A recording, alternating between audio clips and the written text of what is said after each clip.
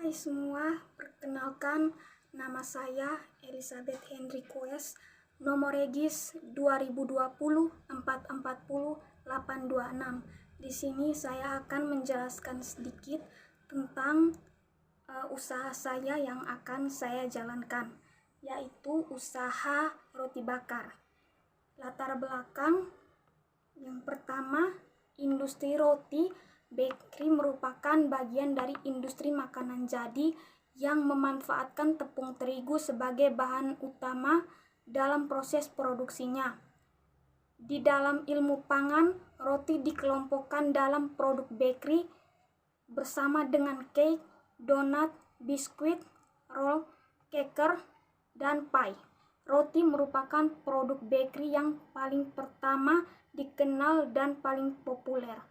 Roti yang semulanya dikenal sebagai makan penjajahan di Indonesia, kini semakin populer dalam pola konsumsi pangan produk Indonesia, terutama golongan menengah ke atas.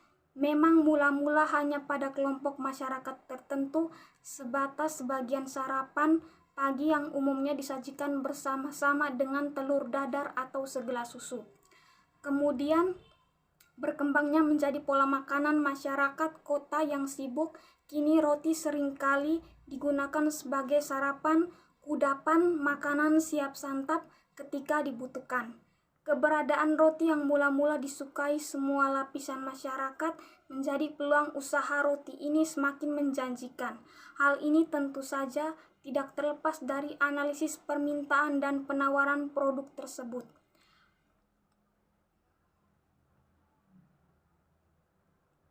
Keadaan ini menjadi skala usaha yang bergerak di bisnis roti pun beragam, mulai dari yang kecil atau bersifat home industry, menengah, dan industri besar.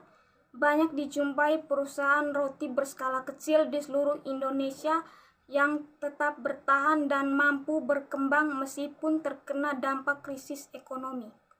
Melihat pesatnya perkembangan bakery di Indonesia, perlu untuk menghadirkan produk baru yang lebih inovatif agar semakin menarik. Salah satunya ialah membuat produk bakery dengan variasi yang berbeda.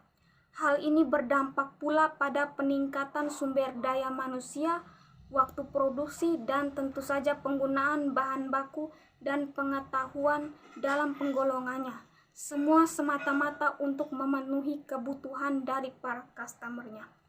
Selanjutnya, manfaat. Dengan membuka dan mengembangkan usaha roti bakar dapat memberi sejumlah manfaat, antara lain yang pertama, manfaat ekonomi. Usaha roti bakar cukup menguntungkan dari segi ekonomi.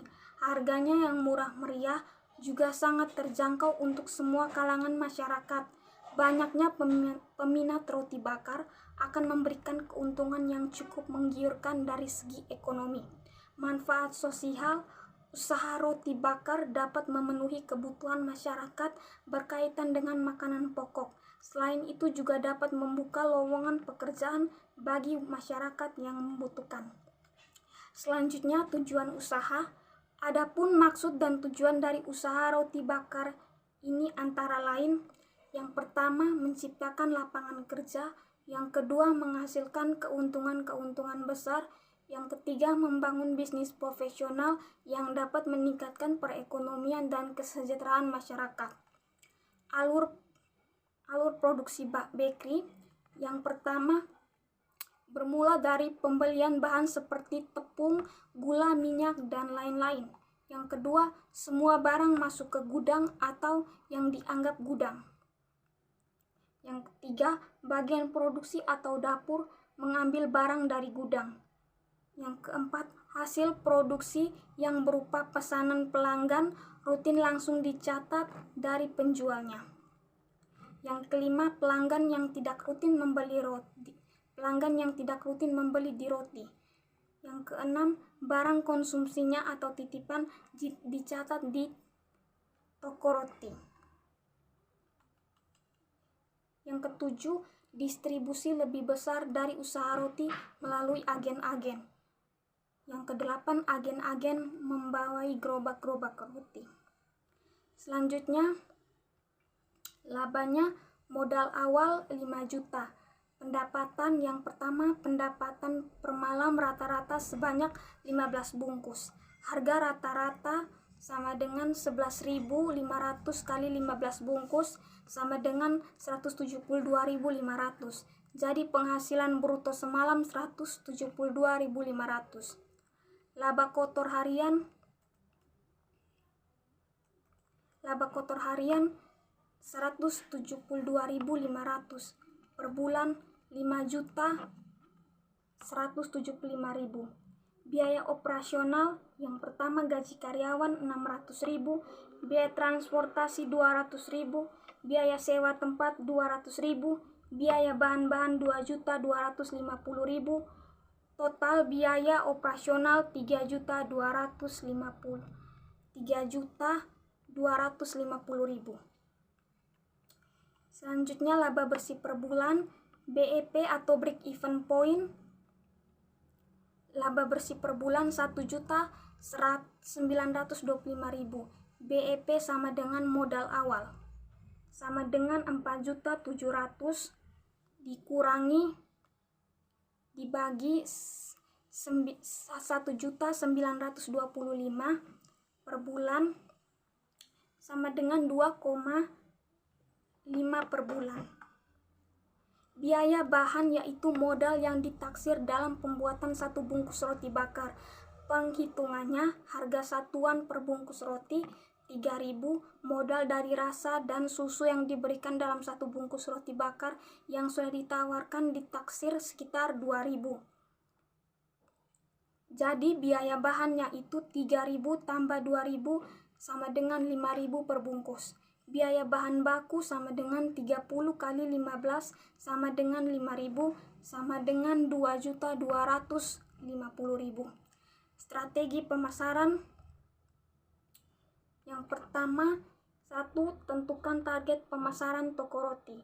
Supaya strategi pemasaran bisa tersampaikan dengan tepat, dibutuhkan pengetahuan tentang siapa yang menjadi target dari pemasaran toko roti. Manfaat lain dari mengetahui siapa target pemasaran adalah kemudahan dalam menentukan langkah-langkah yang perlu diambil. Misalnya beberapa toko roti menargetkan konsumen untuk datang dan berbelanja secara langsung di tempat usaha tersebut, sedangkan toko roti tertentu justru menargetkan bisnis lain sebagai target konsumen seperti restoran, kafe, dan lain-lain. Yang kedua, tetapkan lewat media apa saja pemasaran toko roti ingin dilakukan. Langkah selanjutnya adalah menetapkan lewat media apa saja pemasaran ingin dilakukan untuk toko roti tersebut. Misalnya dengan menyebarkan brosur atau flyers dan membuat kartu bisnis, memasang iklan lewat koran, majalah, radio, atau televisi. Yang ketiga, memanfaatkan media sosial. Pemasaran lewat media online cukup membantu menjangkau lebih banyak calon konsumen. Beberapa platform yang bisa digunakan mulai dari Facebook, Instagram, Twitter, hingga memiliki website atau blog sendiri untuk usaha toko roti tersebut. Pemasaran lewat media sosial termasuk ramah biaya serta dianggap lebih efektif karena kini ada banyak orang yang setidaknya memiliki satu akun media sosial tertentu. Tak hanya sekedar membuat akun di beberapa platform media sosial, usaha kuliner toko roti juga harus secara aktif menunjukkan kehadiran supaya bisa menarik minat masyarakat. Contohnya dengan menampilkan konten-konten menarik seputar produk-produk yang ditawarkan secara proaktif, berkomunikasi dengan pelanggan lewat membalas komentar atau pesan yang diterima, dan lain-lain. Selain itu, toko usaha roti yang tak harus benar-benar membuat akun di semua platform media sosial loh. Cukup membuat akun platform yang di sekitarnya memang mempermudah menjangkau target pasar. Menjalankan akun di 2 atau 3 platform media sosial secara sungguh-sungguh dan dikelola dengan benar lebih efektif di bidang menjalankan akun di 5 hingga 10 media sosial, namun secara alasan-alasan. Yang keempat, tetapkan tujuan atau target usaha roti yang ingin diraih. memiliki tujuan atau target membuat usaha roti lebih terinovatif untuk menjalankan usaha-usaha supaya dapat meraih pencapaian yang membuahkan hasil positif. Saat menetapkan tujuan atau target-target yang diinginkan, beberapa hal yang dapat dipertimbangkan seperti misalnya jumlah pengunjung yang ditargetkan untuk dicapai setiap bulan selama 3 bulan ke depan, atau bisa juga pemesanan dilakukan lewat media sosial, beberapa jumlah followers usaha toko roti di bulan ini, dan lain-lainnya. Yang kelima, tentukan nilai lebih dari produk yang ditawarkan. Selanjutnya, tentukan nilai lebih dari produk-produk yang ditawarkan, misalnya saja kue-kue yang dijualkan sehat dan rendah gula serta kalori, atau kue-kue berkualitas namun dijual dengan harga yang relatif terjangkau, bahkan untuk para mahasiswa, dibandingkan kompetitor. Dengan mengetahui nilai lebih dari produk yang dimiliki, akan lebih mudah bagi usaha toko roti untuk memasarkan produk-produk tersebut ke target pasar. Yang keenam, buat program toko roti yang menarik untuk membuat pelanggan datang lagi. Ketika pelanggan mau datang kembali ke toko roti, maka kesempatan peningkatan pendapatan dan keuntungan akan lebih besar. Untuk membuat pelanggan mau lebih sering datang lagi, cobalah buat program loyalitas atau program yang dikhususkan bagi para pelanggan setia, misalnya dengan memberikan kartu pelanggan yang nantinya bisa diberi cap khusus dari toko roti setiap melakukan pembelian. Kemudian setelah pembelian ke-10 atau kesekian kalinya, maka akan mendapatkan diskon atau penawaran menarik lainnya, atau bisa juga menawarkan diskon atau penawaran bagi pelanggan yang mampu membawa teman atau kerabat untuk berbelanja di toko roti tersebut. Selanjutnya, media sosial kini dengan mudah bisa jadi alat promosi. Facebook, Twitter, hingga Instagram adalah etalase produk yang bisa menyebarkan informasi tentang bakery Anda kemana-mana, bahkan ke seluruh dunia. Ditambah lagi dengan adanya fenomena tren inovasi cake menarik dengan berbagai rupa, yang salah satunya adalah cake dekor.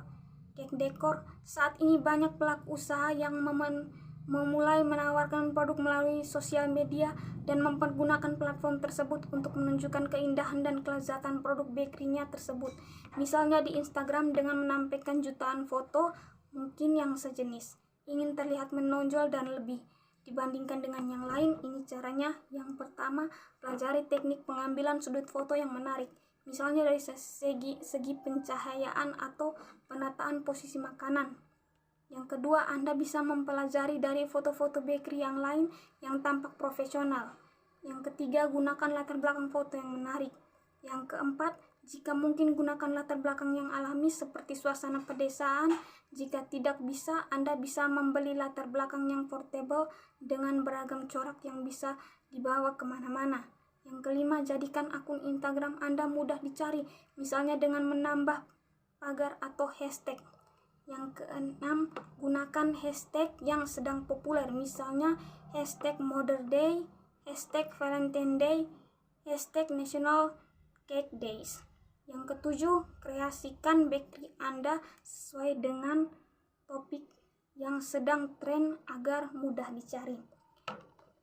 Sekian presentasi dari saya. Terima kasih sebelumnya.